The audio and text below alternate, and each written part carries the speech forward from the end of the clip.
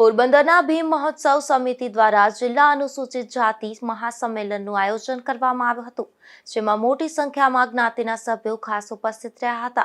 આ સંમેલનમાં જ્ઞાતિની વિવિધ સમસ્યા અંગે ચર્ચા કરવામાં આવી હતી।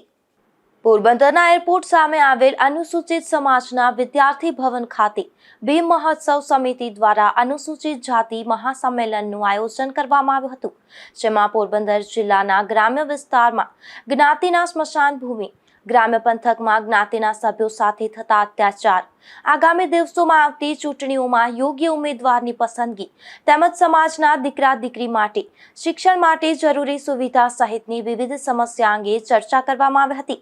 આ સંમેલનમાં મોટી સંખ્યામાં જ્ઞાતિના સભ્યો તેમજ અન્ય જ્ઞાતિના આગેવાનો જોડાયા હતા। આજે ભીમ મહોત્સવ સમિતિ દ્વારા અમારું એક પોરબંદર જિલ્લામાં અનુસૂચિત જાતિનું મહાસંમેલન યોજ્યું હોય અને બોડી સંખ્યામાં માણસો પર ગ્રામ્યમાંથી ને સિટીમાંથી આવેલા હોય અને અનેક મુદ્દાઓ પણ છે અને અમારા 5-14-15 મુદ્દાઓ છે। એ આજ દી સુધી અમારા મુદ્દાઓ પર કોઈ પણ રાજકીય કે પોલિટિક્સ પાર્ટીએ આજ દી સુધી ભાગ લઈ અને અમારા મુદ્દા હળગતા જ છે। એટલે અમારા મુદ્દા માટે અમારે લડવું પડે એમ છે અને લડાઈ એક રીતે જો થાય તો જ આ મુદ્દાનું સોલ્યુશન થાય। આવનાર દિવસોમાં ચૂંટણી પણ આવે છે, એટલે ત્યાં પણ અમારા જે અમુક રબર સ્ટમ્પો બેહાડી દેવામાં આવે છે। એટલે એના માટે પણ અમારે, કારણ કે જે તાલુકા જિલ્લાની અંદરમાં ભલે ગમે લડાઈનો કોઈ વાંધો નથી, પણ કેપેબલ માણસને આપે ટિકિટ અને એ કોઈક સમાજનો ઉદ્ધાર કરે અને કાંઈક પણ એની ખબર હોવી જોઈએ, નોલેજ હોવી જોઈએ કે આજે આ મારે ગ્રાન્ટ ક્યાંથી લેવી ને ક્યાં વાપરવી। એટલે આ પણ અમારો મુદ્દો છે, અત્યાચારનો છે। પછી આજે અસ્પૃશ્યનો મુદ્દો પણ છે। ગામડાની અંદરમાં 78 વર્ષ પછી પણ એ અસ્પૃશ્ય આજનો દિવસ હજી ચાલુ જ છે। એટલે એવા અનેક મુદ્દાઓ છે।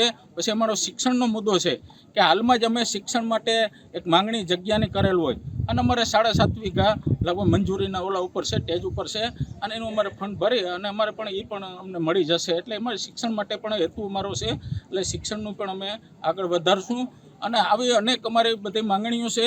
એ પણ અમે જે આવનાર દિવસોની અંદરમાં ચૂંટણી આવશે અને એમાં ચૂંટણીના જે લડતા હોદ્દેદારો કે જે પાર્ટીના કોઈ હોદ્દેદારો આવશે એની પણ અમે કહેશું કે ભાઈ જો આ કામગીરી થાય એમ હોય તો જ અમે તમારા લોકોને વોટ દેશું, ને અમે અન્ય પાર્ટીને ગમે વોટ દેશું।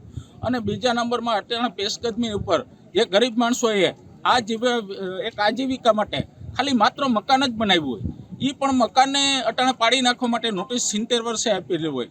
આજના જૈનની અંદરમાં મેં કીધેલું છે કે ભાઈ ભાડુઆતમાં ભાડું રહેતો હોય તો એને મકાન ખાલી ન કરાવી શકે, તો આ તો 70 વર્ષના સરકારની અંદરમાં એને સરકારને વોટિંગ કરે છે અને સરકારના મતદાતા છે, સરકાર એના થકી આવે છે અને એ જ જો એ મકાન પાડતા હોય તો જવું ક્યાં? એટલે વસ્તુ આ પણ અમારો મુદ્દો છે, બહુ અગત્યનો છે, કારણ કે અટાણે બધા માણસો ભયમાં જીવે છે।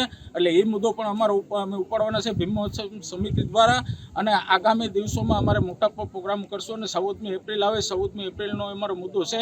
એટલે એ 14મી એપ્રિલની અંદરમાં પણ અમારે જે જિલ્લાની અંદરમાંથી માણસો પૂરી સંખ્યામાં આવે છે એના માટે પણ અમારે કરવાનું હોય સજેશન, એટલે એ પણ અમારે ચાલુ છે। એટલે આ બધા મુદ્દા લઈ અને અમારી ભીમ મહોત્સવ સમિતિ, મારા સભ્યો બધાએ તંગતોડ મહેનત કરી અને આજે આ પ્રોગ્રામ કરેલ હોય। માત્ર હું તો ખાલી એક નિમિત્ત છું, બાકી મારા અંગને મારા ભાઈઓ, મારા સમિતિના મિત્રો આ બધા થકી હું આગળ છું અને હું એના થકી જ હું બોલી શકું આજે 2 શબ્દ, અને મારી પાસે કોઈ ન હોય તો હું બોલી શકું।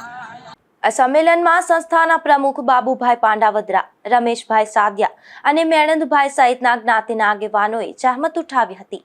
નિપુલ પોપટ સાથે અશોક થાનકી, ગુજરાત ન્યૂઝ, પોરબંદર।